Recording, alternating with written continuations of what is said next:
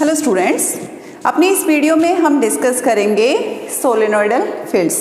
जैसे कि हमने लास्ट वीडियो में गॉस डाइवर्जेंस थ्योरम को प्रूव किया था। और क्या थी हमारी गॉस डाइवर्जेंस थ्योरम? अगर ए आपकी वेक्टर क्वांटिटी है तो इस ए वेक्टर क्वांटिटी के डाइवर्जेंस का वॉल्यूम इंटीग्रल और ए वॉल्यूम v इक्वल्स टू इसका surface integral along the normal component of surface. और सरफेस कौन सा लेके चल रहे हैं यहाँ पे? एस सरफेस है, ये इस v वॉल्यूम को इनक्लोज कर रहा है। तो ये हमने गॉस डाइवर्जेंस थ्योरम हम अपने प्रीवियस वीडियो में डिस्कस की थी।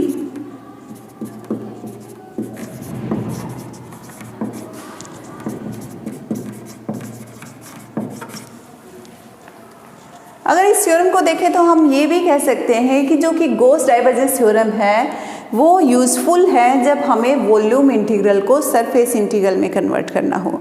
तो जब भी हमें कुछ ऐसी सिचुएशंस मिलेंगी जिसमें हमें सरफेस इंटीग्रल की रिक्वायरमेंट होगी और हमारे पास वॉल्यूम इंटीग्रल गिवन होगा, तो हम उस वॉल्यूम इंटीग्रल को सरफेस इंटीग्रल में कन्वर्ट कर सकते हैं with the help of this Gauss divergence theorem. अब हम इस थ्योरम की हेल्प से कैसे अपने सोलेनोइडल फील्ड्स के बारे में डिस्कस कर सकते हैं वो यहाँ पे देखते हैं। तो सबसे पहले हम मान के चल रहे हैं हमारा वेक्टर ए, और अगर ये मेरा ए वेक्टर सोलेनोइडल टाइप का है तो क्या होगा?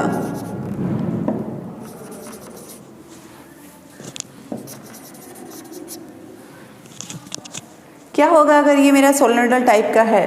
तो इसका जो सरफेस इंटीग्रल होगा over this close surface S, इसके नॉर्मल कंपोनेंट के अकॉर्डिंग 0 होगा।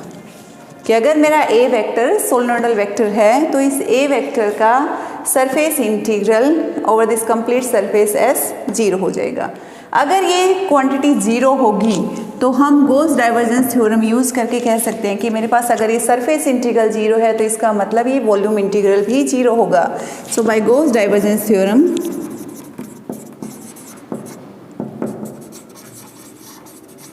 मैं कह सकती हूँ यहाँ पे कि मेरे पास अगर ये 0 है तो मेरे पास डेल डॉट ए एंड इसका वॉल्यूम इंटीग्रल भी 0 होगा। और अगर ये वॉल्यूम इंटीग्रल 0 है तो ये वॉल्यूम इंटीग्रल 0 कब होगा? जब मेरे पास ये क्वांटिटी 0 होगी। तो मैं कह सकती हूँ यहाँ से मुझे मिला डाइवर्जेंस ऑफ ए 0। तो अगर मेरा कोई भी वेक्टर सोलेनोइडल वेक्टर है तो उस वेक्टर का डाइवर्जेंस 0 होगा। तो इसका मतलब मेरे पास कोई वेक्टर क्वांटिटी गिवन है, उस वेक्टर क्वांटिटी का अगर मैं डाइवर्जेंस निकालती हूँ और वो डाइवर्जेंस मेरा 0 आता है तो उसको मैं सोलेनोइडल वेक्टर बोल सकती हूँ।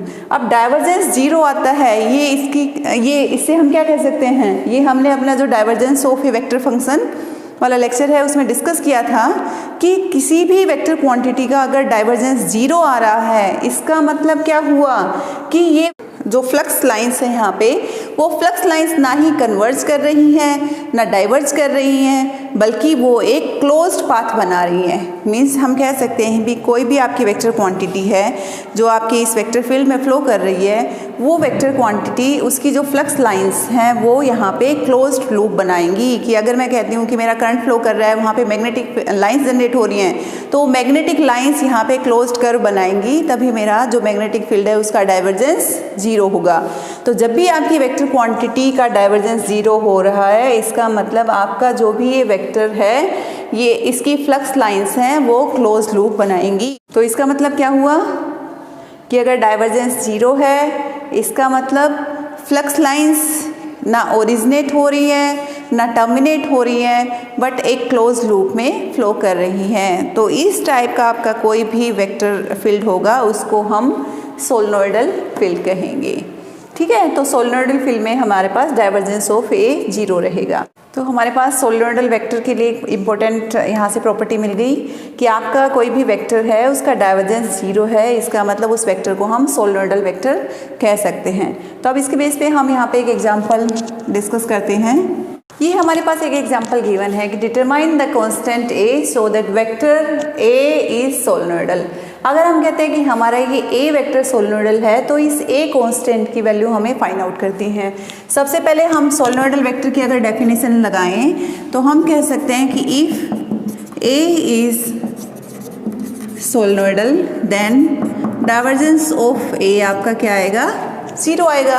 अब इस डाइवर्जेंस ऑफ ए की हम यहाँ से वैल्यू कैलकुलेट करते हैं। तो हमारे पास यहाँ पे डाइवर्जेंस ऑफ ए क्या आएगा, इन दोनों वेक्टर्स का डॉट प्रोडक्ट लेंगे तो हमारा आई फैक्टर आई के साथ मल्टीप्लाई होगा, जे के साथ मल्टीप्लाई, के के साथ मल्टीप्लाई होगा, क्योंकि आई डॉट आई हमारा 1 आता है, बट आई डॉट जे या आई डॉट के हमारा 0 हो जाता है। इसलिए जो सेम हमारे डायरेक्शंस हैं वो वही यहाँ पे एक हमें फाइनाइट वैल्यू देंगे, एक नॉन जीरो वैल्यू देंगे। तो यहाँ से हम कह सकते हैं करली बाई करली एक्स प्लस ए जेड।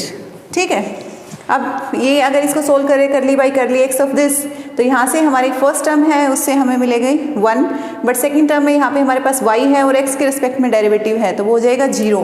तो ये यहाँ से हमें मिला 1 प्लस करली by curly y of this term, first term से हमें मिलेगा 2, बट सेकंड टर्म में अगेन z का derivative with respect to y 0 हो गया, तो यहाँ से हमें मिला 2 प्लस अगेन फर्स्ट टर्म में x है तो करली x बाई करली z 0, बट यहाँ पे सेकंड टर्म में हमारे पास ए जेड है तो इसका डेरिवेटिव हम जेड के रिस्पेक्ट में करेंगे तो हमें मिलेगा ए, सो प्लस ए। तो यहाँ से हमें मिला del dot A is 3 plus A, और ये डेल डॉट ए हमारे पास क्या है 0। अगर इसको मैं 0 पुट करती हूँ तो यहाँ से ए की वैल्यू मेरे पास आएगी नेगेटिव ऑफ 3। तो इस टाइप से हम अपना जो सोलेनोइडल वेक्टर है उसकी प्रॉपर्टी को यूज़ करके इस कांस्टेंट की वैल्यू को फाइंड आउट कर सकते हैं। So this is all about solenoidal vector and solenoidal field. I hope आपको ये क्लियर हुआ होगा। कोई भी डाउट हो तो उसको आप पूछ सकते हैं। Thank you.